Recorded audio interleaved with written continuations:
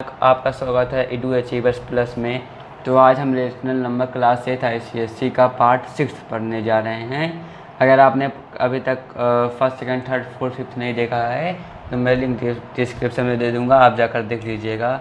तो इसमें हम properties of subtractions of rational number पढ़ेंगे, यानी कि सब्ट्रैक्शंस के प्रॉपर्टीज़ क्या होती हैं। तो पहला प्रॉपर्टी क्या है? Closure property. क्लोजर प्रॉपर्टी की डिफिनेशन पहले पढ़ लेते हैं हम। The difference of two rational number is always a rational number, यानी कि दो रेशनल नंबर का डिफरेंस हमेशा क्या होगा? रेशनल नंबर होगा। तो P upon Q and R upon S are two rational number. अगर मतलब P अपॉन क्यू अगर R और R अपॉन S दो रेशनल नंबर हैं, तब P upon Q minus R upon S is always a rational number. तो यानी कि जो हमारा P upon Q minus R upon S जो हमारा आंसर आएगा वो भी हमारा रेशनल नंबर आएगा। तो हम यहाँ पर मान लेते हैं हमारा ZY R आता है। और इसके बाद हम यहाँ पर एग्जांपल देख लेते हैं।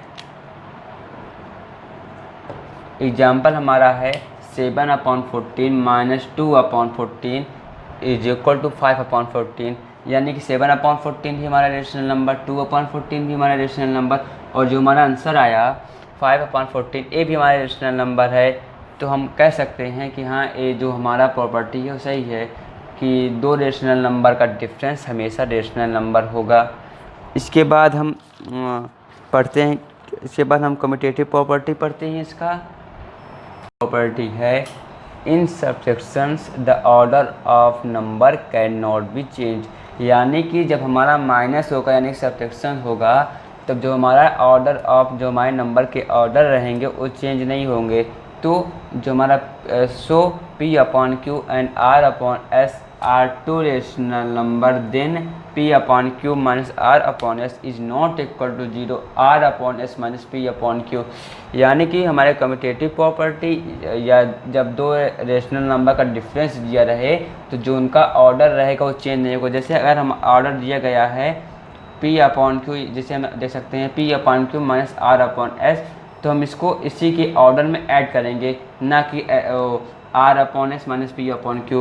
ये हमारा ऐड वाले में हो सकता था, लेकिन जो हमारा डिफरेंस होता है यानी सब्ट्रैक्शन होता है उसमें यह रूल काम नहीं करता है, हमारा आंसर रॉन्ग आएगा। इसलिए हमेशा डिफरेंस को ऑर्डर में करना चाहिए।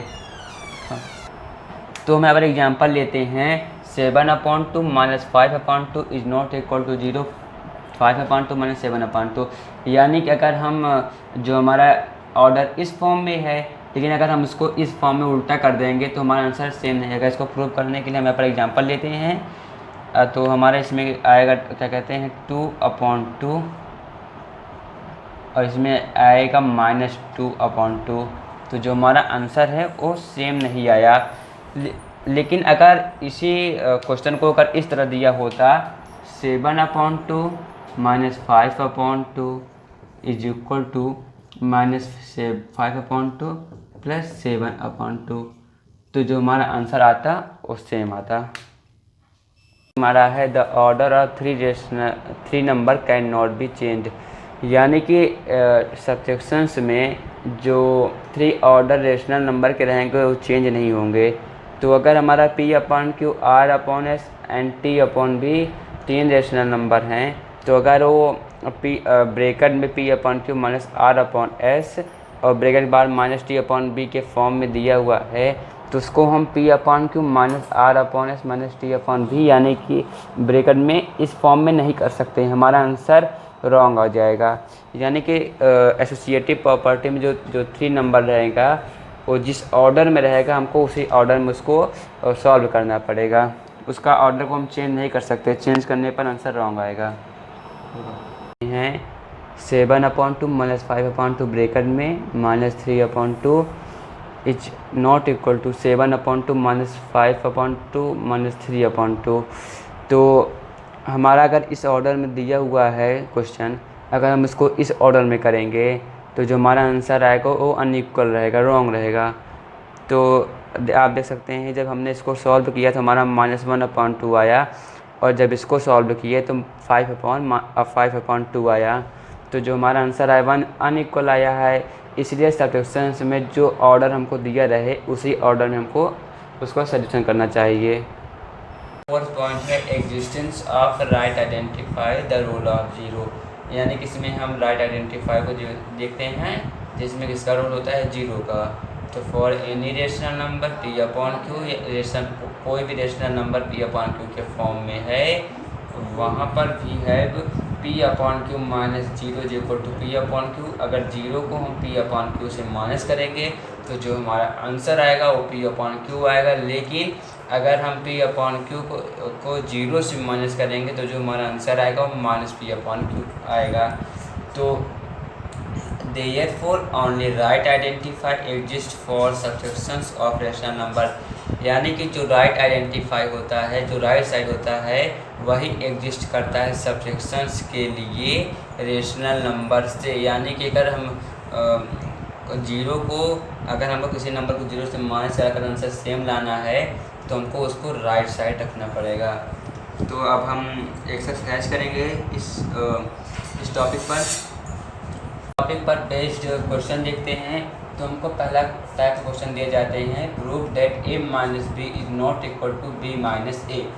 तो हमारा a यहाँ पर 3/2 है और b 1/2 है, और इधर जब हम इसको उल्टा करेंगे तो b हमारा 1/2 माइनस 3/2।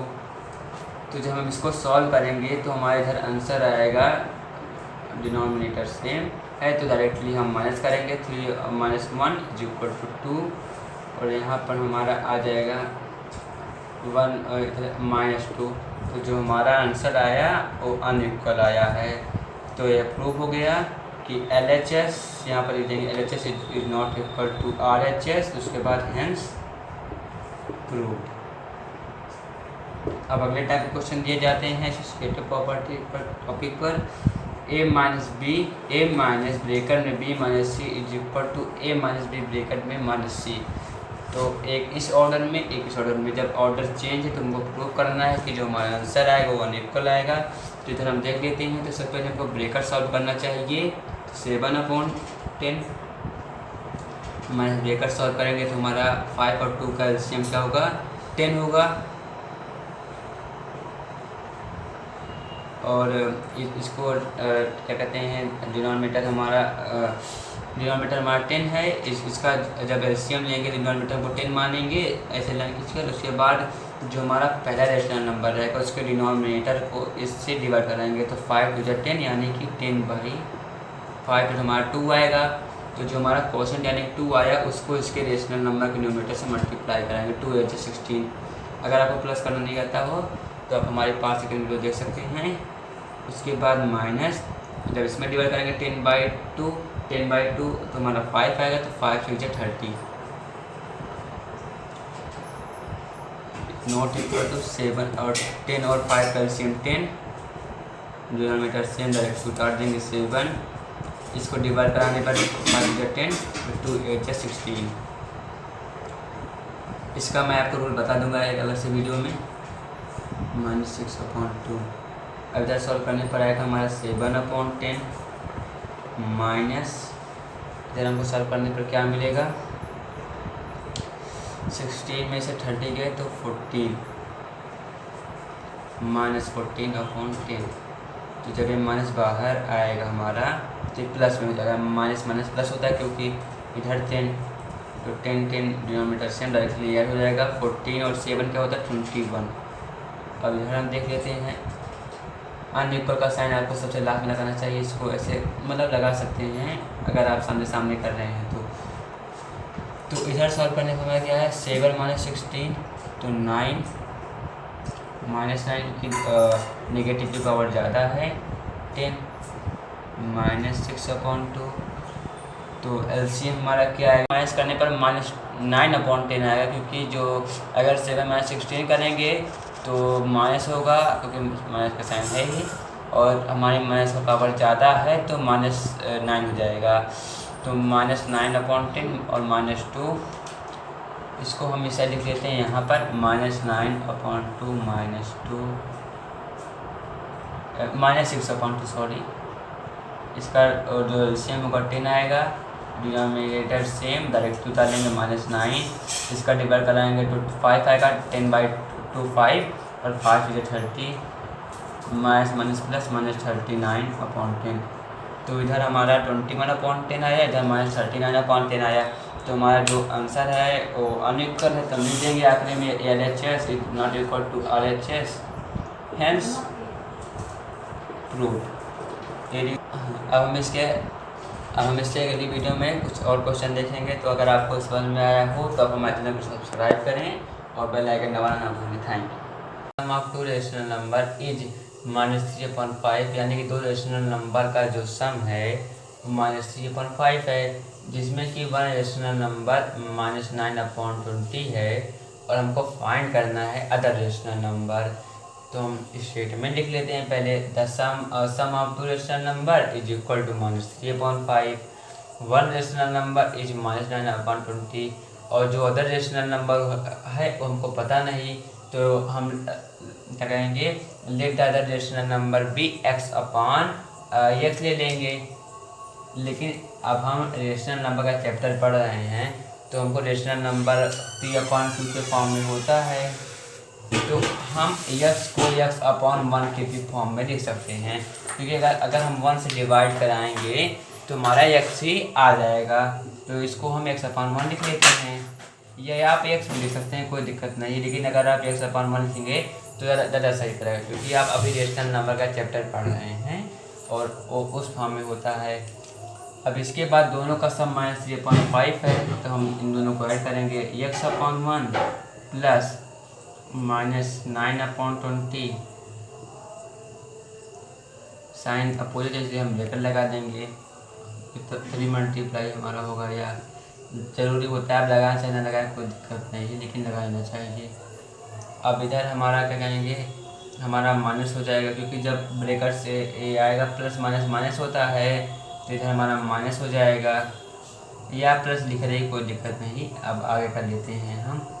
इधर 20 आया एलसीएम, अब 20 को 1 से डिवाइड करवाएंगे तो हमारा 20 आएगा, और 20 मल्टीप्लाई x 20x, और इधर हमारा डिनोमिनेटर सेम है तो डायरेक्टली हम -9 उतार लेंगे। तो और इधर -3/5 है, क्रॉस मल्टीप्लाई कराएंगे। क्रॉस मल्टीप्लाई ऐसे होता है, अगर इधर न्यूमरेटर का और इधर डिनोमिनेटर का मल्टीप्लाई, इधर न्यूमरेटर का और इधर डिनोमिनेटर का मल्टीप्लाई, यानी कि अपोजिट हो जाता है। तो 20x -9 मल्टीप्लाई बाई 5, अगर अब इससे मल्टीप्लाई कराएगा न्यूमरेटर से तो दोनों में करेगा ना कि किसी एक से करेगा। और इधर भी -20 ये हो जाएगा, 20 इंटू -3, तो इधर हमारा आएगा 100x -45। जब ब्रैकेट के अंदर है तो जो हमारा बाहर वाला नंबर रहता है वो ब्रैकेट के अंदर जितने भी नंबर रहेंगे उन सब से मल्टीप्लाई करेगा। अगर ब्रैकेट और नंबर के बीच में कोई साइन ना हो तो ब्रैकेट होने पर मल्टीप्लाई बन जाता है। अगर यहाँ पर प्लस होता तो हम प्लस करते, ना कि दोनों में से मल्टीप्लाई करा देते। इधर हमारा 60 आ जाएगा मल्टीप्लाई करने पर। अब हमारा अगर हमको 100x चाहिए तो हम जो वेरिएबल है वो एक साइड करेंगे, कांस्टेंट एक साइड करेंगे, तो हमारा वेरिएबल 100x है और कांस्टेंट को हम उधर ले जाएंगे, तो -60x, -45 है, इधर आएगा +45, अपोजिट साइड जाएगा तो हमारा क्या होगा, साइन चेंज हो जाएगा। 100x इज इक्वल टू -15, क्योंकि इधर हमारा 60 +45 था तो माइनस करते तो हमारा -15 आता। अब माइनस क्यों लगा, क्योंकि जो हमारा नेगेटिव है उसकी पावर ज़्यादा थी। अब हमको x पाने के लिए 100 इधर ले जाएंगे तो 100 इधर डिवाइड होगा, क्योंकि ये हमारा मल्टीप्लाई के फॉर्म में है, जब इधर जाएगा तो डिवाइड हो जाएगा, हमेशा अपोजिट हो जाता है। तो इधर जाएगा तो डिवाइड करने पर हमारा -3/5 आ जाएगा। तो हमारा क्या आया, x इज इक्वल टू -3/5। तो हम लिख देंगे द अदर